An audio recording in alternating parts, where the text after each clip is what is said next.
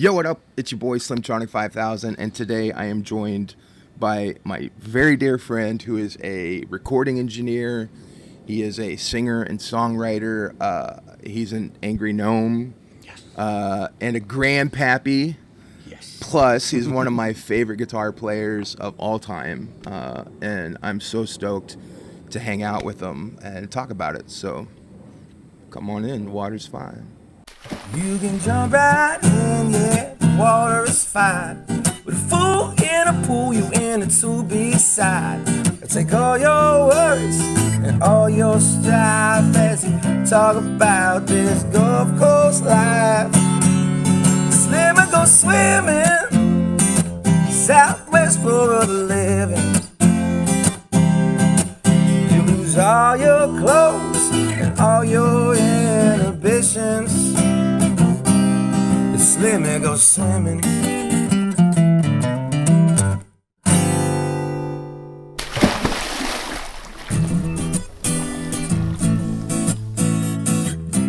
As always, this episode features a look at the weather, bad impressions, a conversation with someone special and unique, and of course, we'll see if Slim can get them to grab their chin without them realizing, and more. I'm your announcer, Gabby Ray, and it's time for another episode from everyone's lovable, creepy, bearded jamoke. It's Slimmy Goes Swimming with Tyler Kluesner. Ladies and gents, I'm so stoked to present to you Tyler Kluesner. Hello. How we doing today? Thank you for joining me in the Thank pool. you for having me, brother. How's the water? It's beautiful. It's not too cold, right? No, It's not bad. I feel good. I got a complaint about it being too cold. The last I just one made it a was little shot. warmer. Yeah, well, we're gonna do that by the end of the night. Yeah, I just peed a little. just a little, Just a little. just enough to warm it up Yep. a little bit. Just to warm Yeah. up around me. I like it. You're a recording engineer. You own House Immortal Recordings. Yes. What's that like? I mean, we originally started the House Immortal just for ourselves. You know, I didn't want to be an engineer. I didn't want to record other people. It was This is just- you and Vic, yeah, right? me and Vic, and obviously, well, you know, when you gave me the call about the barge stuff, that was, you know, something that I was very interested in. Now after that, that's all I want to do. I don't want to play anymore. I don't want to play on stage. I'd rather just sit and record. So What's your favorite part about recording? I think it's, for me, it's more the creative part. I don't really want to record a band that's already got all their together and Yeah. this is how we want it. I'd like to bring in songwriters and where I can have creative process too. You know, I can go in and, well, let me try this. Let's try this. Let's do, you know, more of Yeah. a. I want to be more of involved in the creative process than just pushing buttons and recording. Yeah, I was gonna say you're really more than an engineer because you know we recorded the Rowdy Barge stuff with you and my single Smoking Roaches, which Bear was on also was recorded with you. Daryl Nutt. And Daryl Nutt. Daryl What's nutted up, Nutt? on it. And one thing I love about you is that you're really more than an engineer because you go in as like a producer mindset, which Caleb does too, and Yeah. that's what I love about recording with him. But it's definitely you get to share some of your artistic side, and it's really good. Yeah. You know, like you made a lot of decisions with us for the Rowdy Barge stuff that came out dope. You know, so would you consider yourself more of an engineer or more of a producer that happens to record? I think producer. I mean, yeah.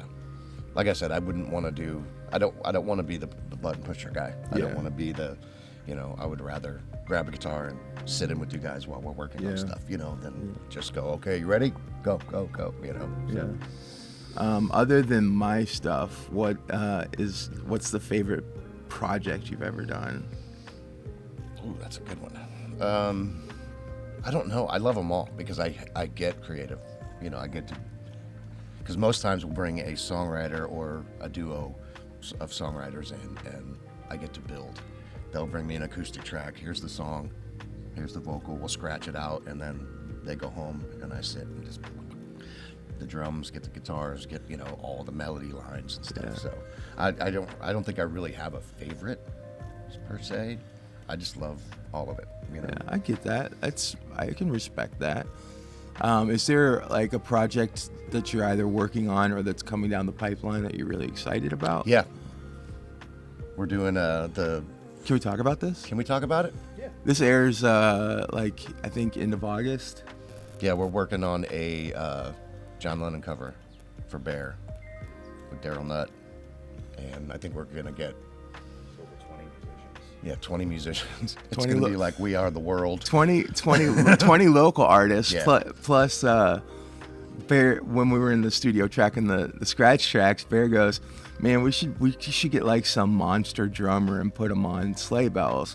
And if you're a musician in this town, everybody knows Shannon Larkin from Godsmack, Yep. the drummer. And so I texted him, and I said, "Hey man, we're working on this track. We wanna film you just playing." I mean, this guy is an international rock star, Grammy Award winning, multi-platinum. Come play the sleigh bells. Yeah, and we're like, "You just come play the sleigh bells." And his response was like, "Oh, yeah, dude." He was like, "I'm going on tour for 13 days, but then I'll be back." And I'm like, "Dude, done, man, done." Yep. So we even got Shannon Larkin in on it too, but it's specifically for Saint of Life, and we'll talk some more about that at some point too. But how did you even get into recording and producing? When I was 12, 13, I think, my dad had a little cassette 4-track, and it just went from there. And I just graduated from the 4-track to an 8-track, and then from the 8-track to the actual studio. And like I said, I told you earlier, I'm going through my hard drives trying to find. I want to have everything I've ever written on Google Drive, just so I have it all. But it's insane the amount of stuff that I've written and Shout out Google Drive. Google Drive. Trying to get a sponsorship. Yes. A Google Drive sponsorship. Right? I need it, man. I pay like $20 a month for like a few same. terabytes. Same. That adds up, man. Yep, By it the end does. of the year, it's a few $100. It does. And I'm shameless, so I'll take any money that anyone wants to give me. So Same. by the end of this, I'm gonna have a list of people I want to sponsor us, and then I'm just gonna send it all to them, and they're gonna be like, "Seriously?" Yeah. We shouted you out. This podcast is gonna be seen by tens of people. Yep. You know what I mean? More business for you. And We you're just shouted you out, Google Drive. Let's go. And you're very influential. Neat. Yeah. You're intimidating looking. If people don't know you. Get that off. Yeah, but They then you're say, like "You the don't sound it." sweetest. Yeah, you don't sound anything like you look. And I'm Yeah. like, do I look like and Yeah, sound like great, or Bear- do I Bear- sound like and look great? Which one is it? Either way, I'm offended. But like the funny part is you're so sweet. Like you're one of the sweetest dudes I know, and especially like I was going through your profile pictures to pull a picture for to put on here, and it's like every picture is you and your grandbaby. Yeah. So and it's like he's the sweetest dude who loves being a grandpa. What's that like? I don't have kids, so I don't. It's insane, dude. It's I don't know. When I had kids, it changed my life. When I had my daughters, it changed my life completely. And then, they grow up, they get older. You're not it's not daddy's home anymore. It's Yeah. you walk in the door, it's sup. So So now Sup, having dude, another little human that lights up when you walk in the room, it's the best. It's the best. it's so sweet seeing you. What's her name? Lennox. Lennox. Seeing you. I with call her Lennox. Smush. Smush. Yeah. I love it. Smush. Don't ever stop calling her Smush. Oh, she'll be smushed till the day I die. So My niece couldn't say Laura's name when she was younger, so she said, she tried to, but it came out Yoya. yes. And I was like, dude, you need to call her Yoya for. I know everybody asks me what I'm gonna have her call me, and I'm like, I'm gonna let her decide. Yeah. I'm hoping she says something, up, like she can't pronounce it, and then all of a sudden I'm that name for the rest of my life. I love it, What have you learned about yourself personally by what you do professionally? Specifically recording. What have I learned about myself? Say that again. Yeah, like doing your recording and your producing for clients and other bands and musicians. What have you learned about yourself? Well, one of them, and this is going to sound and I don't mean it, but I have a lot more patience than I've ever given myself credit for. Dude, you have every time I don't know if I should say this on camera, but every time the Rowdy Bards come and record, I'm just like, oh my God. Like, I'm glad we don't pay by the hour because it would cost us $1,000, man, per song. And I'm always like, I leave, and it's no slight to my band because I'm the same way. I'm a live player. Yeah. If I'm on stage, I'll play my off. The second you hit record, I choke. I just I'm the same can't way, do it. even after all these years. And if I screw up once, it'll take me hours. Yeah. I just can't get that out of my head. I'm like, But I feel that. But I'm always marvel at the fact that you can be so patient. Because you're just like, yeah, whatever. yeah, I got this. Yeah, man, Good job. you do. That's good. Have you learned anything else about yourself? Trying to think. Well, patience is one. Then I don't know. I think I like learning. I like playing different, because I've always been a metal kid, and having songwriters in and learning how to navigate a singer-songwriter kind of song and not put big chunky guitars on it. And, I always love learning. I love learning different styles and That's cool. That's cool. Aside from my stuff, is there a project that you worked on that you can talk about that you didn't like? And it's fair if you can't say. Well, I'm not going to say the name of the project, but I worked on a project, and this was before I was really good at editing. Mm-hmm. I didn't, I was just like, we're going to get it right. We're going to put, and the guitar player came in and we recorded hours and hours. And I'm like, look, you guys go outside and smoke weed. And I sent him out and I grabbed the guitar and I played it once through, recorded it. Yeah. And then I put his track a little lower in the mix. And I think, it's not that I loved those sessions because we were, me and Vic were involved in the writing process. But I think what I didn't like about that was afterwards, said guitar player hated the recording. And that, kind of dug at me a little bit because I didn't, I don't ever want, it's not done until the client's happy. That's the way I look at it. And I think that's when I got impatient and just did it myself. And, he wasn't real happy about it. And it made me feel bad for him. I'm like, I didn't do it to piss you off. I just, I don't charge by the hour. Yeah. And it took a while, you get to the point where you're like, all right, we got to get this done. Yeah, because that's my favorite. That's my favorite part about you is like when we go in to record, I'm always just like, oh, let's just let Tyler play it. That's why we say that he's the sixth member of the Rowdy Bards. Yeah, he goes in there. Our last two CDs, none of us are on it. Tyler recorded every single part and the vocals. You know what I mean? Like That's not true. no, that's not true. But I am I'm always like sprinkled in there though. when we were recording the Christmas thing. It was so funny because Bear was like, "You want to play guitar on this? You want to play bass on this?" I was like, "F it, dude. Let Tyler do it.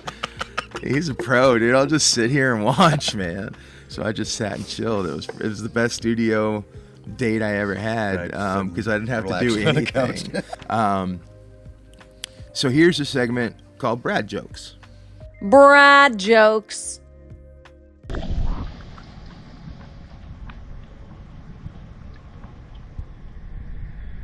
Why is it called Alien versus Predator when they're both aliens? It should just be two aliens fighting.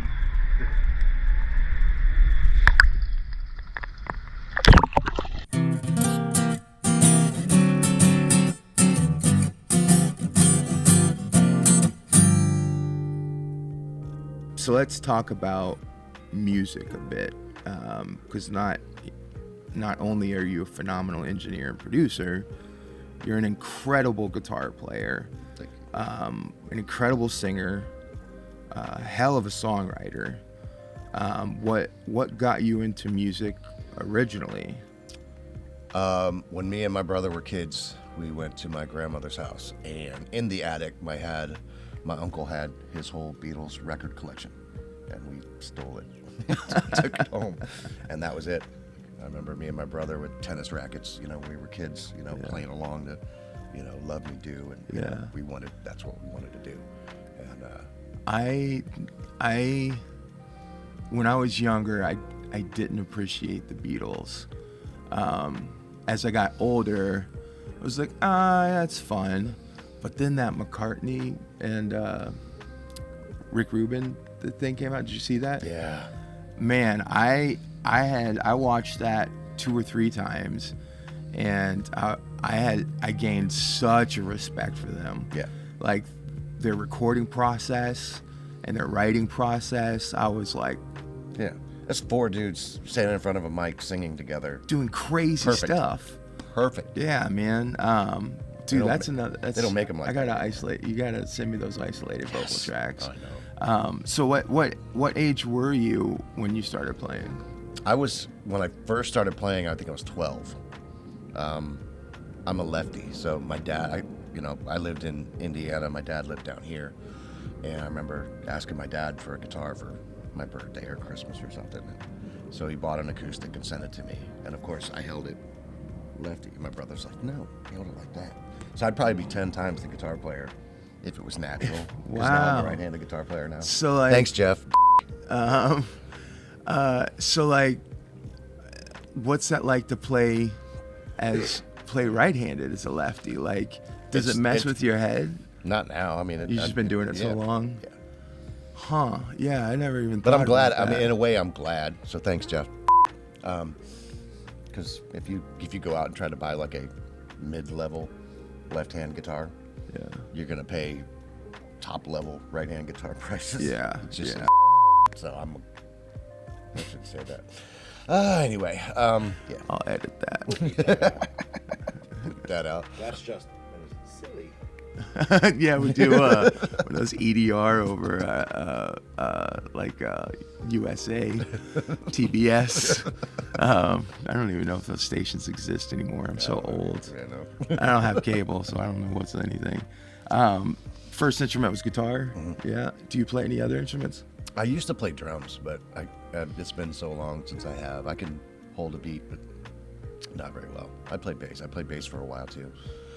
Played bass with Derek and Heather and Daryl. Nut. What's up, Nut? I can't play piano, which pisses me off. That's the one instrument I really wish I knew. And I give my mom all the time about it. I'm like, why didn't you make me take piano lessons? My mother is a piano teacher, and she didn't make me take piano lessons. Yeah. Now she taught us music. I was like 3 years old. I remember one of my earliest memories is my mom. She had flashcards with rhythms on them, and we would clap out or count out the rhythms, and then taught us about chord structures and all this.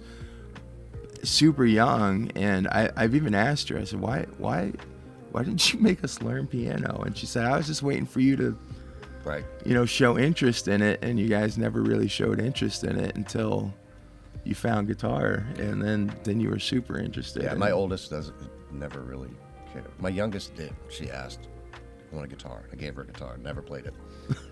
Dad, I want a bass. Bought her a bass and a little amp. Never played it. Dad, I want a ukulele. Bought her a ukulele. She learned like 2 songs on it, and it's hanging on her wall still. So I'm like, that's great. I gave her the opportunity. Yeah. And then part 2 of how my dad was in a band in the 70s. This is another part of what got me into music. And it's funny because they put out a record in, I want to say 75. And, I grew up on that record. Me and my brother listened to that record. That was our album. It was my dad's record, And about 6 years ago, my brother's in LA, and we would we re-recorded that whole record. My Oh dad's record, no, for my dad for his birthday. that's amazing. Yeah, so I'm trying to get the waves of that. I'm gonna try to put it up on my Spotify. Just to get it Bro, up, but please, I would love to hear we that. spent. Do it they took have us- the original on Spotify anywhere? No. You should put that out, I too. know. We've been talking about getting their stuff out. It was funny because I just went up to Indiana not the end of May, beginning of June, and the whole band came out and we just kind of hung out with them. You know? Oh, that's so fun, dude. We did that for my dad for his birthday. What did he cool. think of it? They all loved it. They were Yeah. like, man. I mean, my brother's very meticulous, so he went through, virtual instruments trying to find the exact. He called my dad, just hey, like trying to be nonchalant. What was that keyboard sound you used in that song? And my dad, oh, that was a blah blah blah. So my brother would go online and search for the virtual instrument, That's so he could get the amazing. perfect sound. That's so. amazing. But it took us three years of Oh wow, just sending files back and forth. wow. He'd call me, I need a bass line for this song. I'd play it, send it to him, and he mixed it. I think he mixed it. He had a shuttle to the airport at like 7 or 8 in the morning, and he got done mixing the whole record at 1 in the morning. So it was like last minute kind of thing, but it That's amazing. turned out really well. We had That's a amazing. blast. So what did he play? Keys? My your, brother? Your pops? My dad played keys, yeah. Okay. And how long was that band around? They were around for in different versions. They were around from the the late 60s into the early 70s. And Wow, that's cool. Do you ever play any of his music live? no, I haven't, because their singer's amazing, and he's got the range from hell that I couldn't hit. Yeah, I feel that. I respect that.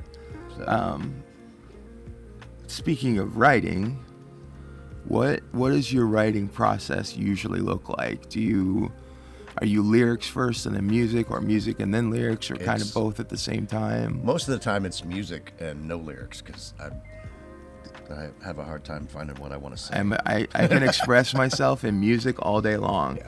If it's like you were talking about earlier, I listen back to my work tapes and stuff, and you can tell where my head was at by the sound of the song. Yep. But then lyrically, I'm like, I don't know what to say. And I get a lot of grief because I don't write happy songs, but I have a hard time. I don't know.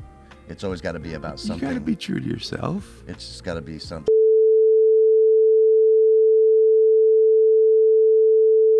Sorry for that brief interruption. I'll have to put one of those like standby graphics there. Technology, right? Am I right? My pool boy came over while we started setting up, and he was like, "What are you guys doing?" So we had to explain that we weren't shooting a pornog. That this is a legitimate web series. Maybe later. A very legitimate web series. Google, talking to you. Google Drive. So back to your writing process. That's why I work really good with Bishop, and I were great songwriters together because he was a terrible music writer. I can write and compose like orchestras, and to get him to plunk out a chord progression was like pulling teeth. But he was one of the best poets and lyricists I ever knew, and he played games in his lyrics. Like I remember this one song we wrote called 15 Seconds, and the first verse is one awkward accusation to put me in a corner spot 3 times unassociated for the purpose of I don't know what. But it's 1, 2, 3, 4. One awkward accusation to put me in a corner spot 3 times unassociated for the purpose of I don't know what. Oh wow. And then then the next line was a simple question asked to me, B for the Son of Man, C me in apprehension, deny the Son of Man. Like he would play games with his lyrics. It was like fascinating to watch him write. And that's why I work well with Sheena Brooke, who's on this series She's as well. amazing. Yeah, she's a freaking We did that nature. songwriter retreat. I was just like in awe of her. How she can just pop. Yeah, she's a freaking nature, Yeah. man. So we write really well together. Now she can write good music too, but especially in the Fellow Bliss days, particularly Maddie, Sheena, and me, because we were really the core of Fellow Bliss, Yeah. and the three of us wrote all the music, and you know, Maddie and I would come up with some dope riffs and progressions and stuff, and Sheena would just get a hold of them, and it was mind blowing. Yeah. How long does it take you to write a song then, with trying to get lyrics in? It all depends. If I'm inspired. Like I had that single Beggar, and that took me. Great song. Well, it's funny because my brother changed that whole song. I've actually going through my old hard drive, I found the original, and it was like this slow, drony, 6/8 kind of feel, you know, and it just felt sad. Yeah. And then my brother came in and gave it that Partridge Family feel. Yeah. And it took me 4 years to put that out, Wow. to finish. But What's the fastest you ever wrote a song? Numb. That song Numb, now it's on Also my a great EP. song. I wrote that in about. That's on The White? Yeah. No, that's on the Numb EP. Oh, right. Yeah, the white was The White. the cover EP. Yeah, But I wrote that song in 2 hours. Wow. I mean, it took me a while to record it and get it right, Sure. but I wrote it in 2 hours. When I'm inspired, I can write quick, but it's not. It's always got to Yeah. be something. It's kind of heartbreak or Yeah. Every producer I work with is like, yeah, you got to play that faster, because I write all slow, sad. It's either, Yep. it's either like, oh, I'm so emo, Yeah. or their love songs. And, Well, me going through my hard drive, it's either really slow, melancholy songs or it's metal. yeah, But I there's feel no in between. It's just dun, dun, dun, dun, or So Do you have like a favorite song that you ever wrote? favorite song I ever wrote, Threadbare probably was my favorite song I ever wrote. Is that released anywhere? Yeah, that's on the Numb EP. What was it called? Threadbare. How's it go? Put me on the spot. Yeah, you can't remember it either. No, I'm trying to remember which one it is. I mean, I've listened to them a million times. I can't even think of it. And honestly, That's I sad. don't think I've ever looked at the titles. Right. So It's probably playing at McGregor's right now. Thanks. Tom. yeah, shout out Love you, Tom. McGregor's. We were talking about that earlier too. We both play music in this town, and write and produce original music. And venues sleep on local artists. And honestly, if I can be real for a second, so do you, because I know a lot of people who will spend $1,000 to see Taylor Swift, but won't come see Tyler for free and put a $5 tip in his jar. You know what I'm saying? So I'm looking at you. Not everybody, but if the shoe fits. We're gonna have to bleep that one out. Can't stop the reading, Yeah, right. but not a black box. But McGregor's, you can go sit there, and anybody that plays there, he has their original music in the playlist, and a lot too. Like It was kind of unnerving the first time I went in. Me and my girl went to get food, and we went and sat at the bar, and my song came on. And I'm like, Yeah, it's me. the same thing. It's the same way, man. I was like, what is this? The first doing time on I here? played there, I walked in and Old San Antonio was playing. Oh, nice.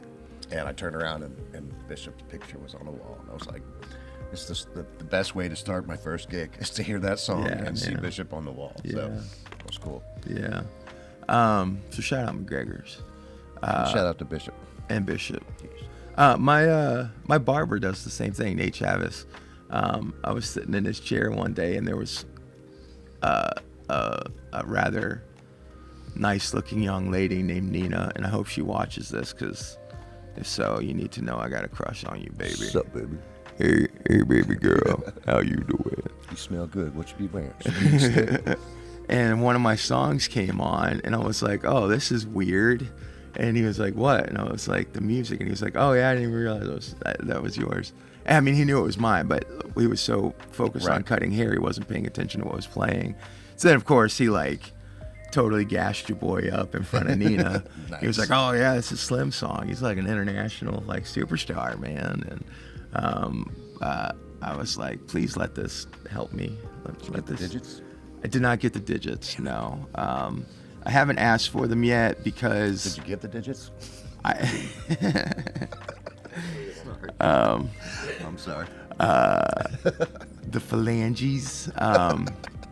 I don't want to make things awkward for Nate, so I didn't want to be like, because he works in like this facility that has like a lot of studios, and he rents out a space, and so there's like 50 little individual studios in there, and they all own their own thing and do their thing. And I was like, I don't want to where Nate eats. Right. Gotcha.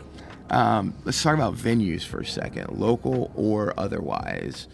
What is the what is your favorite venue? McGregor's. Local. McGregor's, yeah. Hands down. I feel that. Hands down.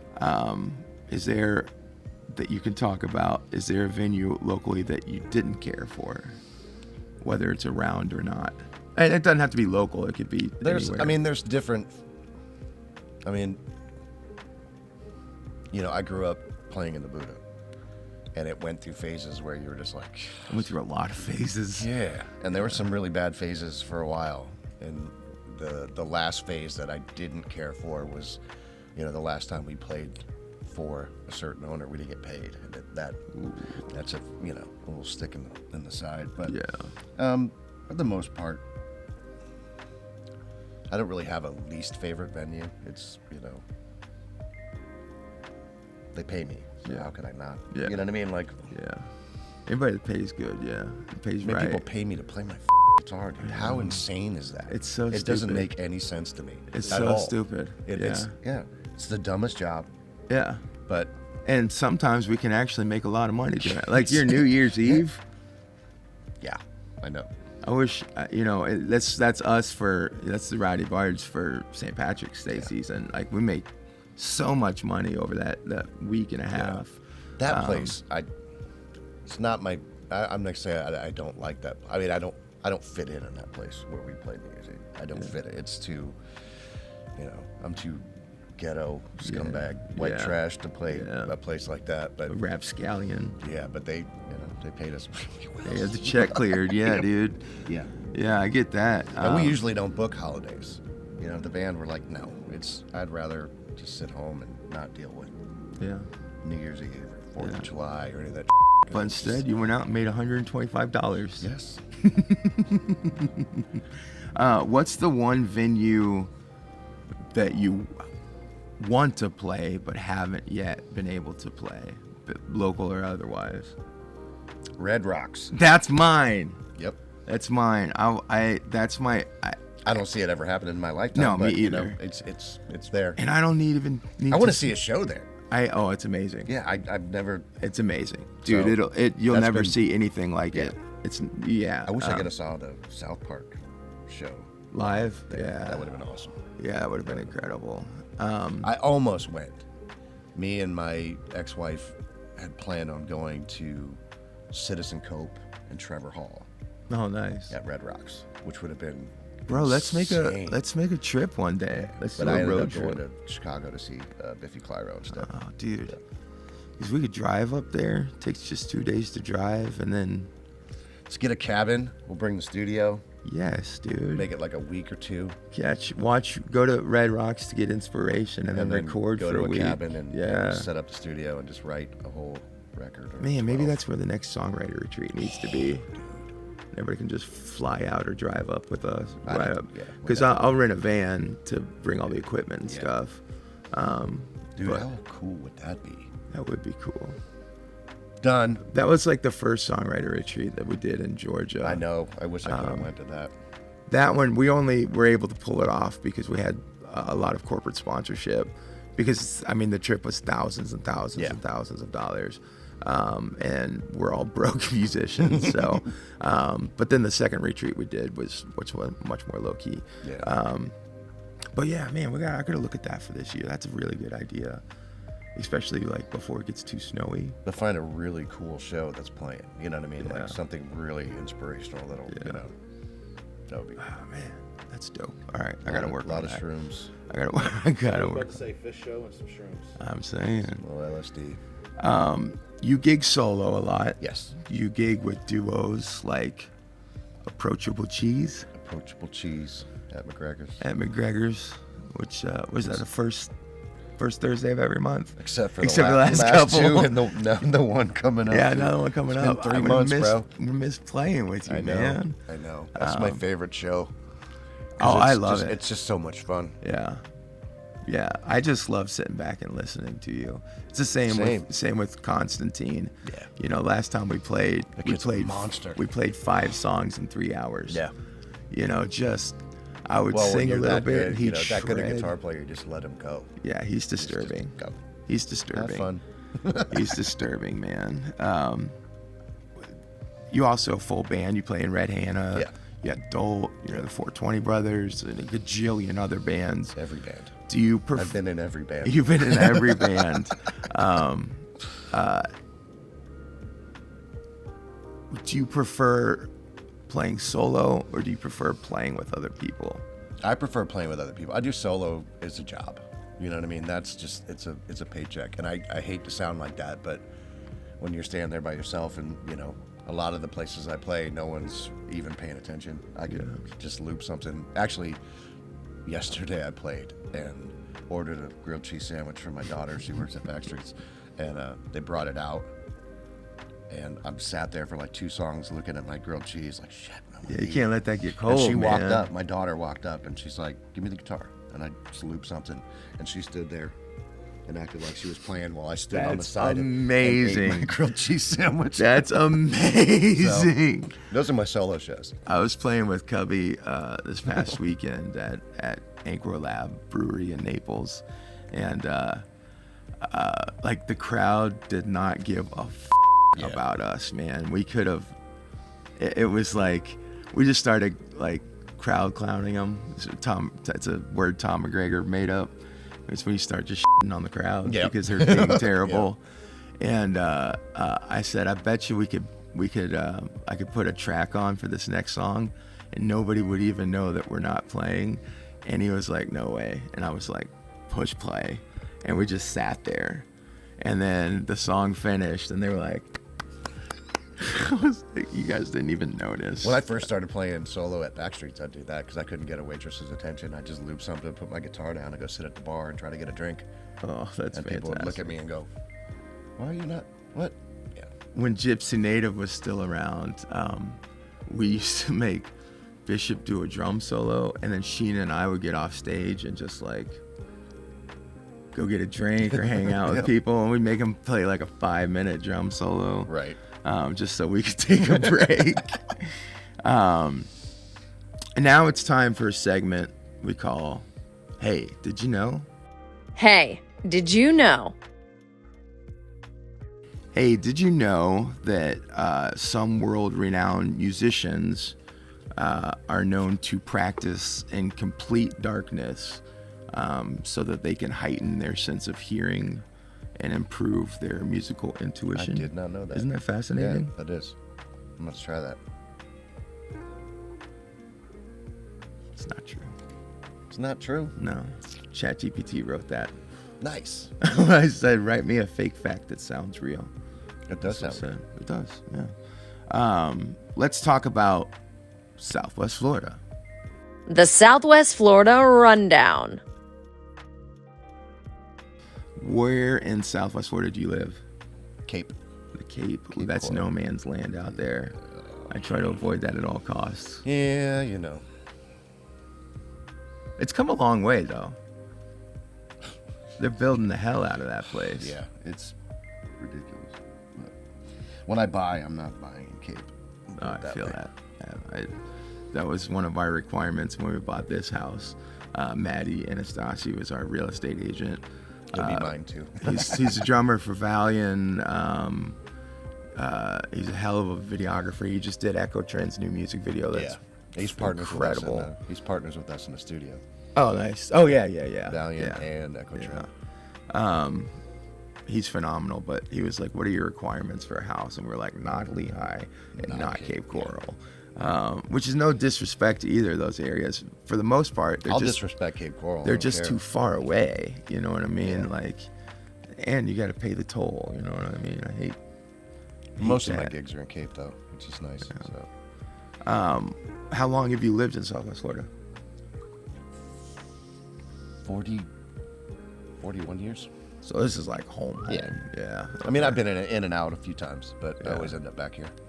Yeah, same. We went to Colorado for a few years, and it was just like, we got to go back. Yeah. When I was younger, I moved to Minnesota, I moved to Maryland, I moved all over, but my parents were here, so I ended up back here. And now they're in Indiana, so it's now the reason I'm here is because of my girls. And the smush.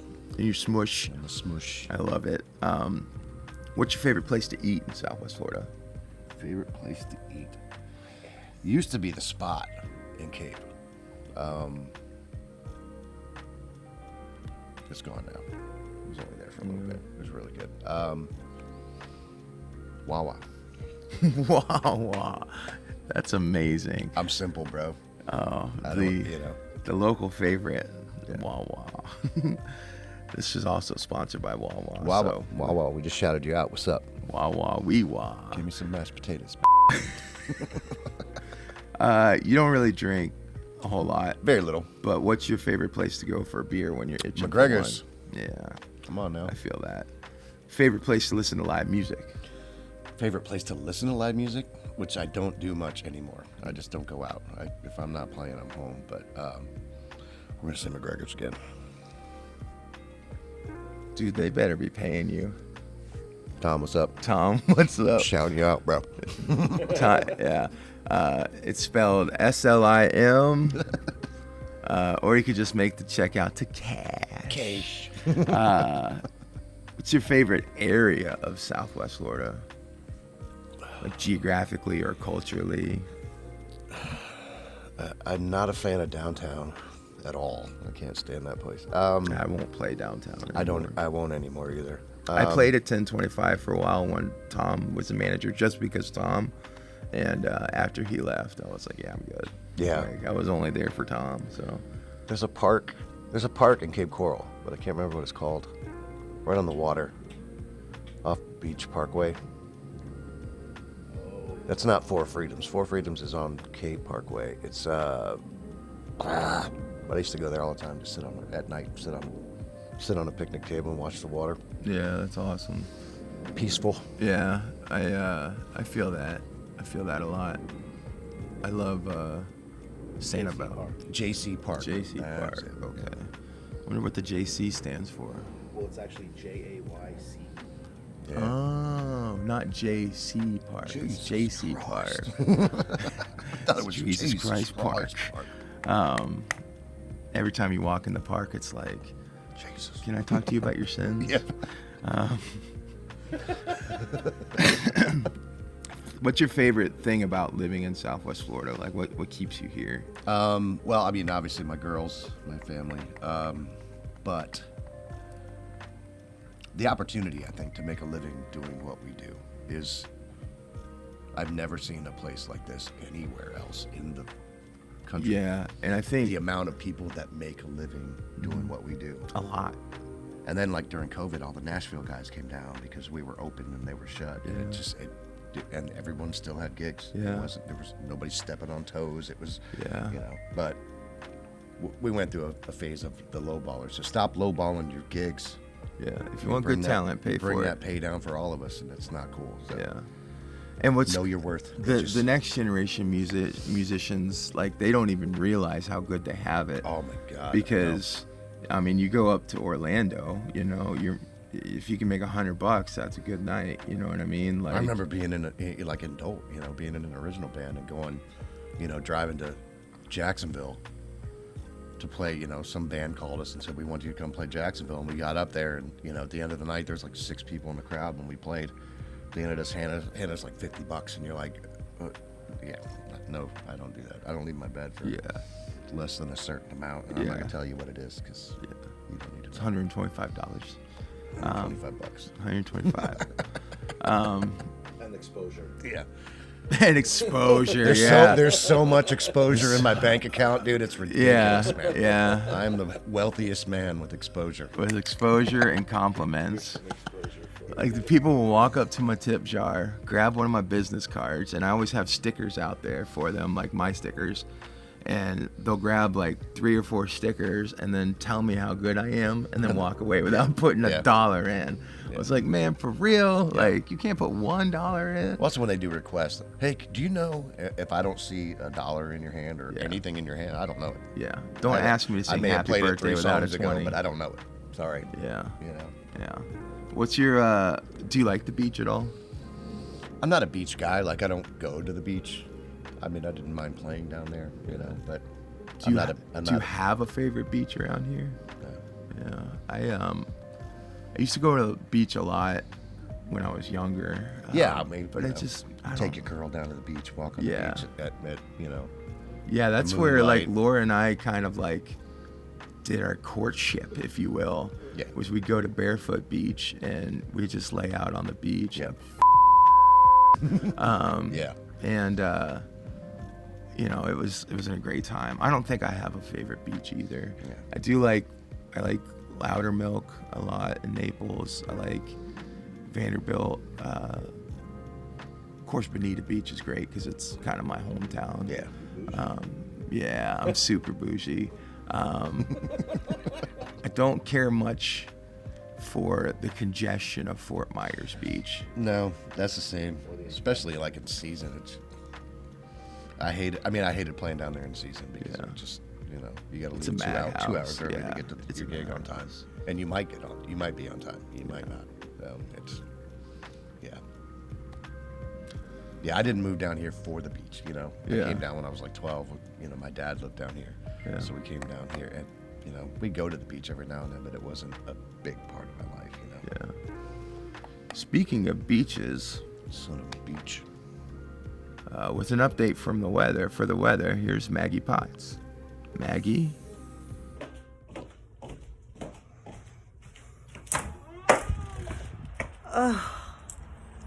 Fucking hot.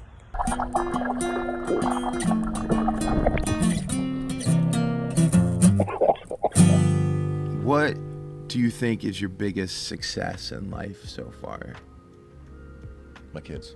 I had a feeling you were going to say that. Yeah. You have two girls, 2 girls. Cody and Darian. Rock stars in their own right. Super cool. Just like your dad. yeah, Little dude. shits just like their dad. I love my dad. I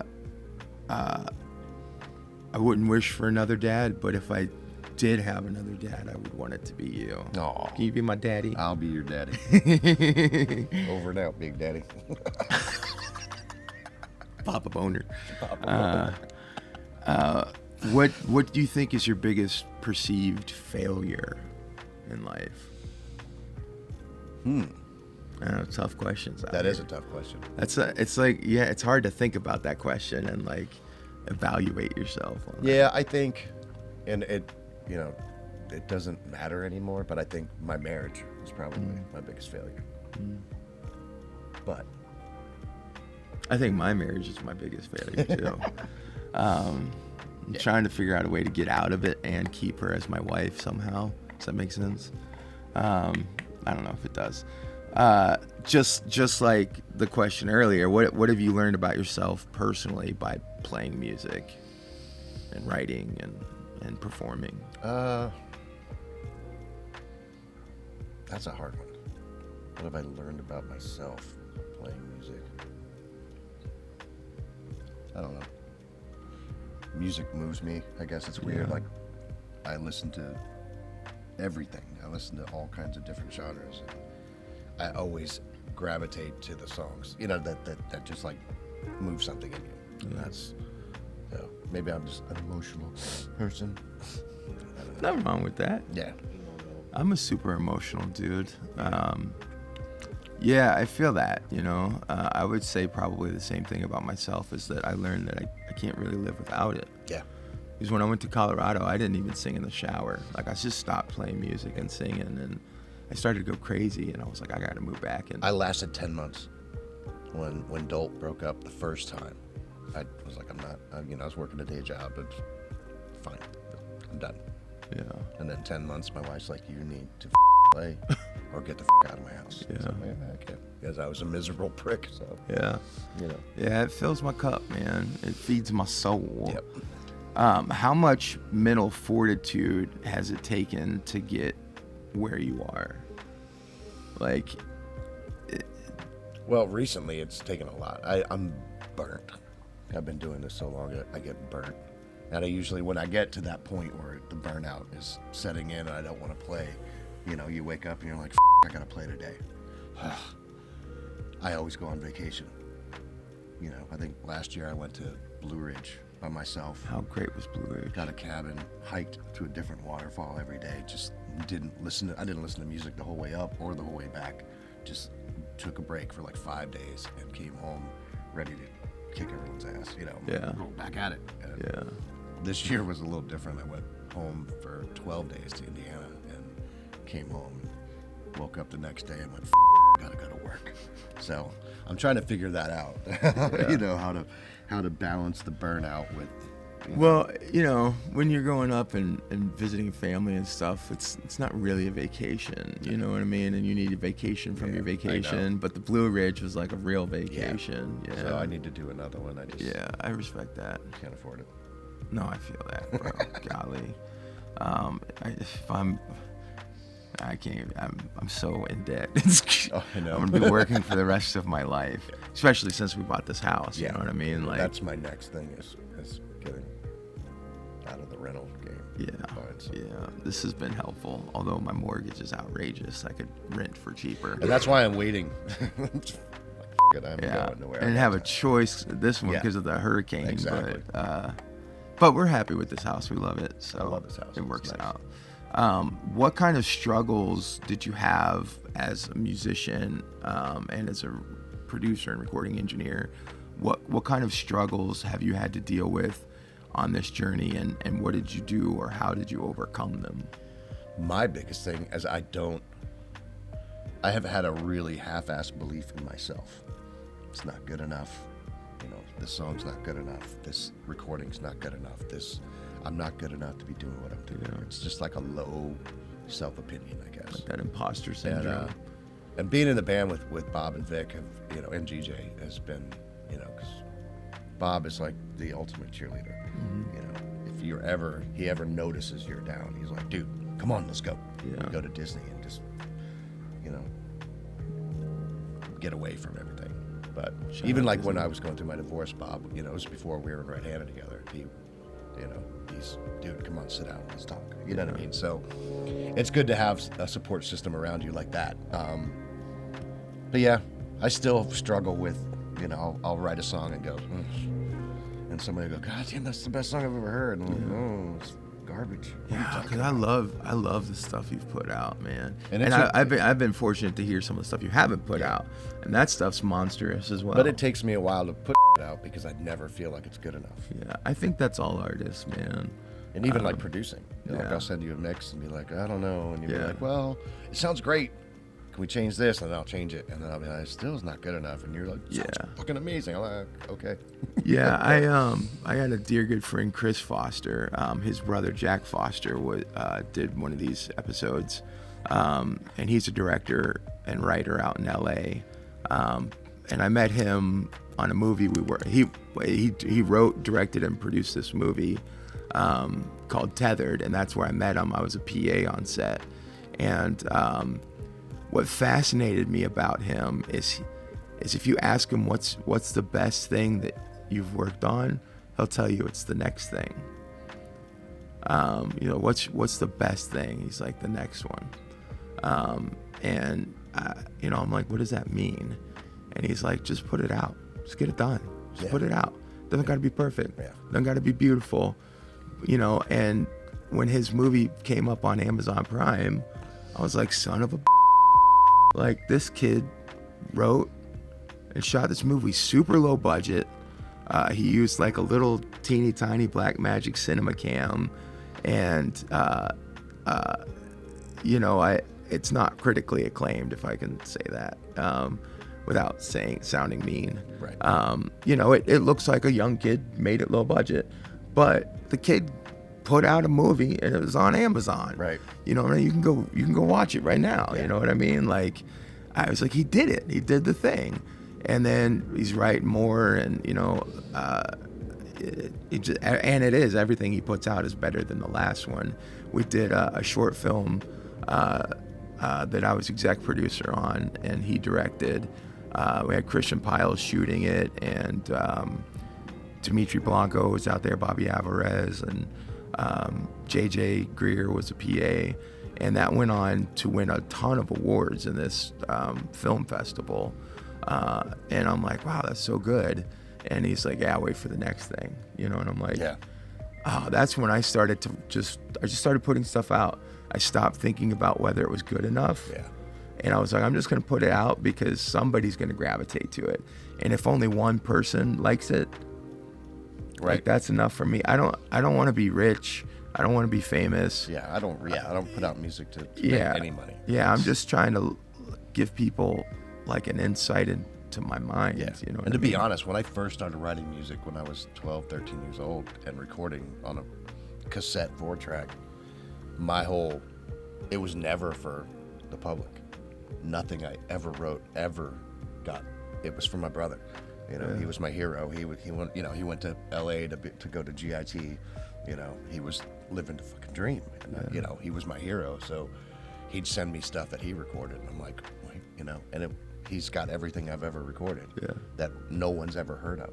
12 full CDs of shit that I wrote that never got heard because it was just for him. You know. What I mean? So. Are you ever going to release any of that stuff? Nah, it's all garbage. No, it's not garbage. I've heard some of it. It's great. Well, some of the newer stuff's okay, but back then it was garbage. But I don't know. Maybe we'll see. The first song I ever wrote was called "I Love My Chevy," and it was about my Chevy truck and how much I loved it. Except I didn't own a Chevy truck. It was like, I love my Chevy. Oh, yes, I do. I love my Chevy more than I love you.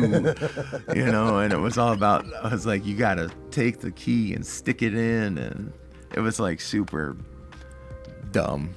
and we also had a song, the chocolate milk song. That when I got chocolate, I got milk, I'm gonna make me some chocolate milk, and that was the only lyrics to the song. And then Bishop and I wrote a song called Brown Gravy that goes like this: brown gravy fall on me, brown gravy fall on me, on my mashed potatoes and my collard greens, brown gravy fall on me. And we used to play that in our shows, and people loved it. It was weird. I don't know how we got off on this tangent. What advice can you give to the next generation of specifically Southwest Florida musicians about getting into this business? Know your worth. Man, that's a great one. Because I've seen so many people just take a gig for whatever money they could get because they needed money, and you have to stick to your guns. And it took me a long time. I was lowball. I'm not lowball, but I was standard for years, you know. And Bob would take me aside. He's like, dude, stop. Tell him you want this or you're not playing. And I started doing it, and people were like, oh, okay. Like, you just have to know, you know. And I'm not a confrontational person, so, you know, me going in and being like, I need more money. It's not that. It's just I get, you know. But Bob's like, you gotta. That kid makes ridiculous money. I would love to make the money he makes. Oh yeah. Shout out to Bob.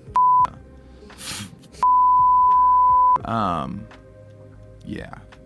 I wish, you know, we were playing music in this town years and years ago. I remember, you know, 20 years ago when making music in this town, like, you couldn't make this much as we get paid today. But it's a know your worth on. Well, first off, it's a know your worth because you need to make money, and you can make a full-time living from this.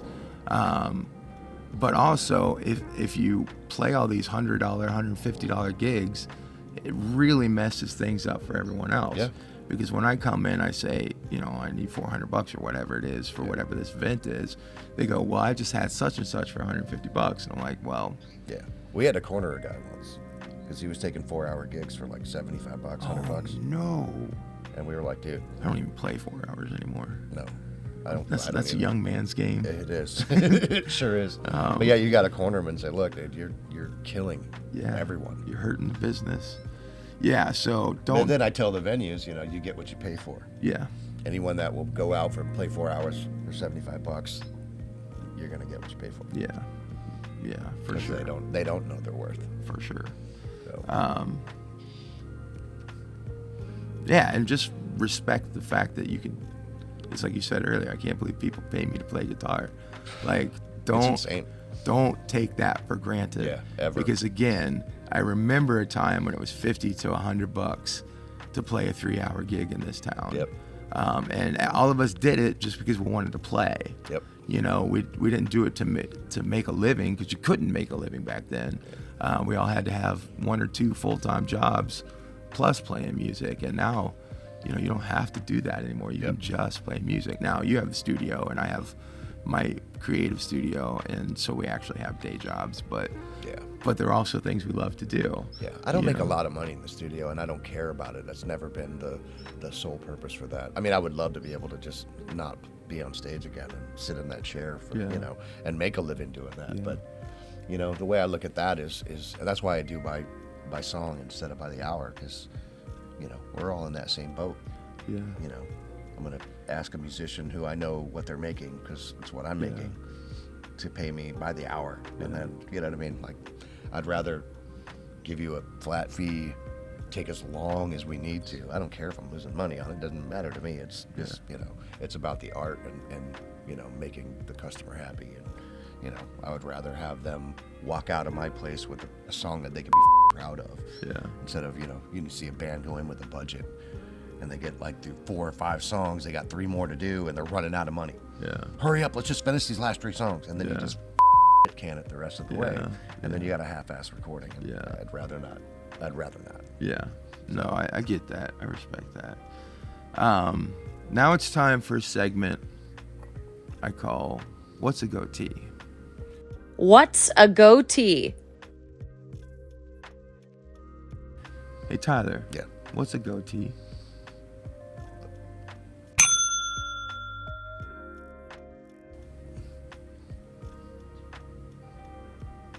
Does that answer the question? Good enough. The flavor saver. What's a goatee? Bag. Here's the reverse interview part. It's the bum tickler. What do you want to know about me? I don't know. We've had so many. You know me so well. We've had yeah. so many deep conversations. I mean, half the recording sessions are just us talking for hours. Yeah. We have very little work done, which is crazy, because then the records come out and they're good, and I'm like, how did this happen? Oh, it's because I think it's because we're so close. I don't have that. That's not the everyday experience in the studio. You get people and you don't really know, and you're just like, it's kind of clinical. Let's get it done. Let's work it. But I almost enjoy that. And there's a couple people that come in and they'll book a night, and we'll sit for 3 hours and just talk and hang out, and then get very little work done and walk away with smiles, like, okay, whatever. It'll get done when it gets done. You know what I mean? But I think it's the personal experiences. Yeah, I feel that. We've talked so much. Yeah, you know me pretty well. You've told me all kinds of stuff probably most people don't know. I've told you stuff my wife doesn't even know. Sorry, honey. Yeah. So now it's time for a segment called Bad Impressions. Bad impressions. We are to give each other one celebrity, and you got to do an impression of them. God, I'm horrible at impressions. That's why it's called Bad Impressions. Yeah. But you got to give it your all. So do you want to do the impression first, or do you want me to do the impression first? No, I don't care. Pick. You got It's to gonna pick. be horrible. You got to pick. I'll do it first, I guess. Your impression first? Yeah. Christopher Walken. don't even know how to do. I'm trying to think of a line that I can use. Did you watch Joe Dirt? Yeah. Talking to my guy. Oh, wrong. You do it again, I'll stab you in the face with a soldering iron. That was pretty good. That was pretty good. That was pretty good. All right, you gotta give me one now. Joe Pesci. Oh my gosh. Oh man. My cousin Benny. Any of that. I'm trying to think of a line from Home Alone. It's my wife's favorite Christmas movie.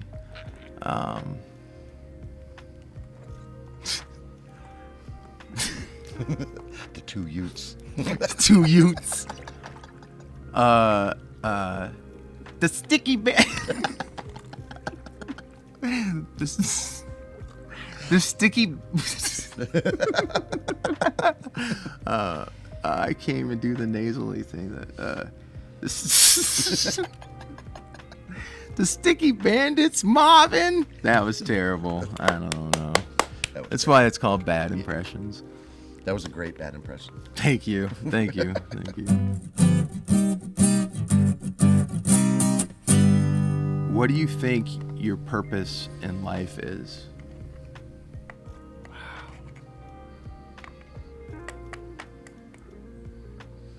Anymore? Well, my purpose for a long time was father. You know, that was my granddad. That's good.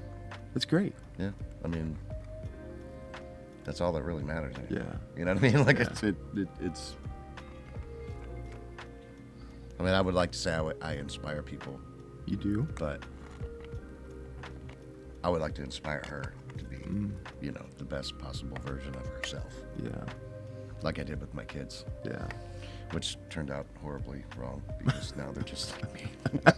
I love that's my favorite part about your kids, Yeah. man. It's just like you.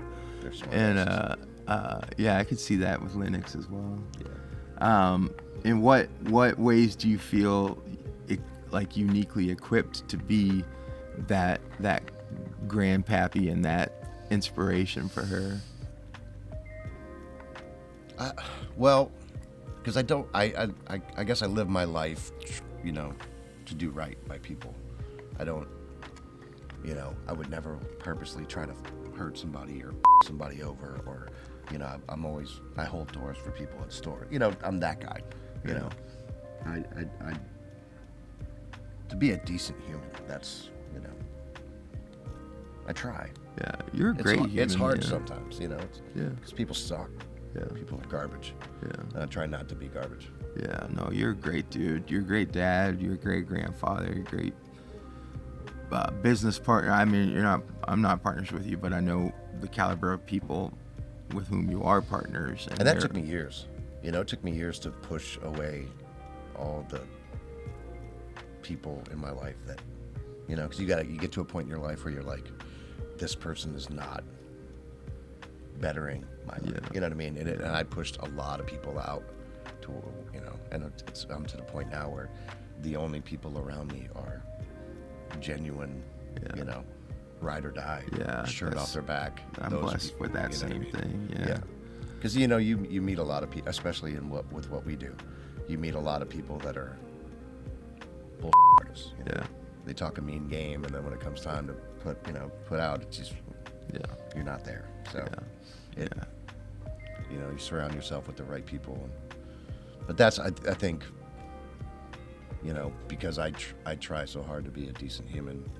That, you know, I think Lennox is going to be fine. She's got a great mother. Yeah. She's got a great father. You know, she's got a great grandpa. Yeah, hell yeah, she does.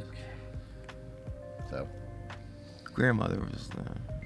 No, she's good. I'm just kidding. She's great. I'm just kidding. Yeah. It's like that saying that says if you want to know what a person is like, just take a look at their friends. And I'm like, man, if that's true, like I gotta be the yeah. Because my friends are incredible. I'm the same way. I don't with people who can't you don't catch the mission and the vibe. The sun is coming out and it's about to start killing me. Thankfully, we're almost over. We're gonna lean a little closer. Yeah, right. Right. That's why we shoot at the time we shoot. Sheena's like, I'm gonna have to shoot at noon. I was like, oh, it's gonna be really bright night. You better be wearing a lot of sunscreen. Yep. But what do you think is your greatest strength? Patience. Yeah, that one's a good one for you. What about weakness? Weakness. I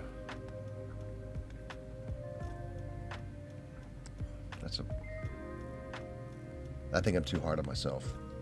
Self-opinion. That's my weakness. Definitely. It's a shame because you're so good at everything you do. I appreciate you for saying it. Yeah. But It's that. and I don't take it's compliments that, well too. So if it's you see that. me go like, Yeah. I feel you. It's that imposter syndrome, man. You got it bad.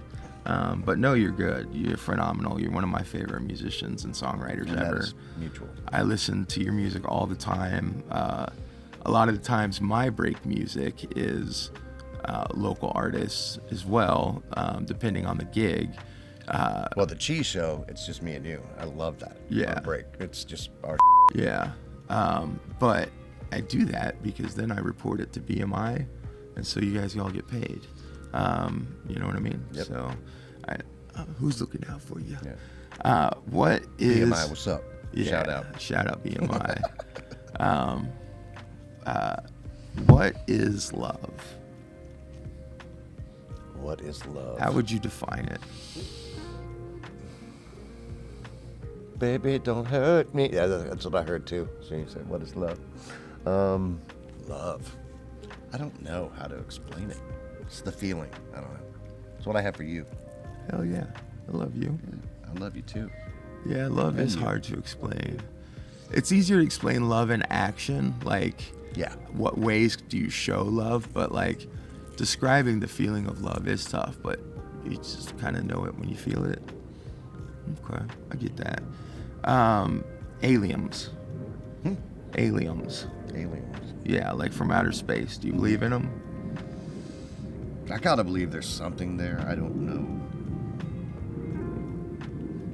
Do you think we? Do you I think, try not to think about that stuff because I don't know. It's kind of like politics. It doesn't affect my life. None of it.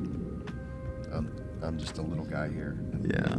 There's something. There's got to be something out there. But Yeah. Yeah, I would have to imagine. I don't know either. well, apparently, like during COVID, they said, there's aliens, But I don't know. It was probably just to distract everybody from what was going Every on. time anyone says anything on the news, I'm like, what's going on behind closed doors that we don't know about? Who cares? Are you afraid of anything?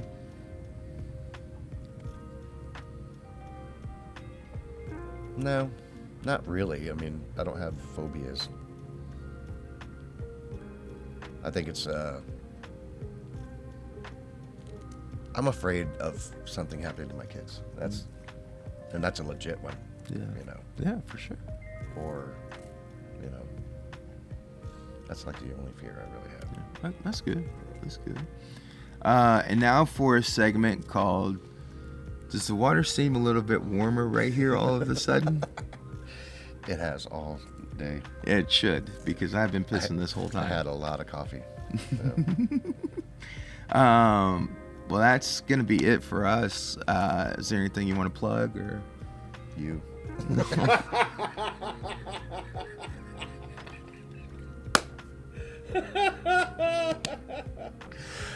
That's another film for another time. How do people find your stuff?